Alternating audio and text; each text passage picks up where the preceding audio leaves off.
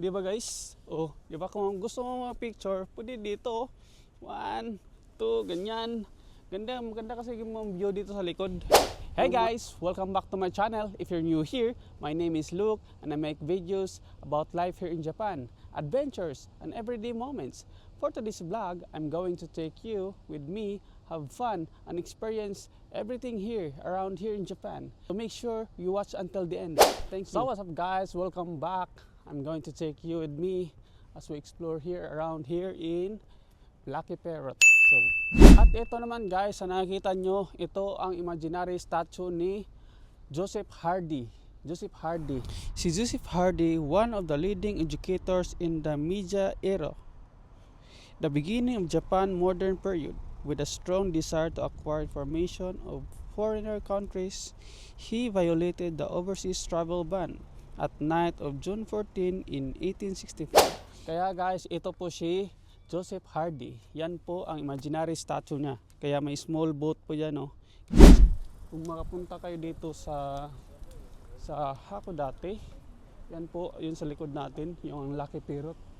Masarap dyan ang mga pagkain dyan. At maraming mga pagkain pa dito. Maraming mga turista dito naglilibot kasi maganda paggabi. Oh, tingnan mo yung view natin dyan sa likod. Naka-attract dito paggabi kasi maraming mga ilaw. Meron pa dito, mga mini shop. Yan, may Starbucks. Yan, mga pagkainan din dyan. Maraming mga foreigner dito nagbabakasyon kasi maganda nga. Maganda ang view, maraming mga galaan.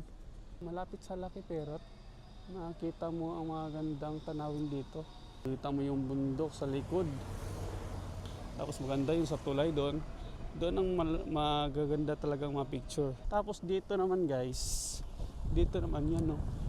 Pwede kang sumakay dyan, tapos ililibot ka doon sa pwede kang sumakay para itour ka sa dagat. Ang ganda sa likod, oh. Grabe, ito talagang maganda sa likod. Oh. Dito, kasagsagan may picture dito. O ganon. Kahit anong posing mo dito. Okay, 1, 2, 3. Oh. Dito naman guys, makita mo magandang parang yung ang tawag dito sa parang Christmas tree, doon ka-straight ka lang doon, ganda, di ba? Maganda papunta doon. Tapos dito magandang posing. Tapos dito smile. O di ba? Okay, dito rin parang nasa parang nasa ibang bansa na tulay ba? Magandang tulay dito. Ganda, di ba? Ganda sa likod, di ba? Oh.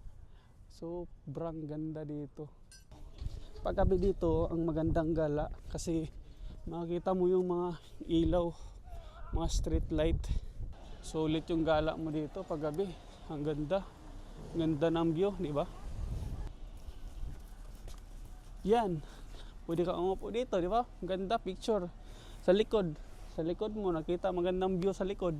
Di ba? Ang ganda. Ganda pa dito magtambay, tapos pwede rin kumain dito sa labas, pero bawal ka mag-iwan ng mga basura. Kailangan mong dalhin ng basura mo, di ba? Kaya yun lang guys, kung nagustuhan nyo ang video na ito, subscribe ka lang para mas marami pa tayong video na magagawa. Maraming salamat!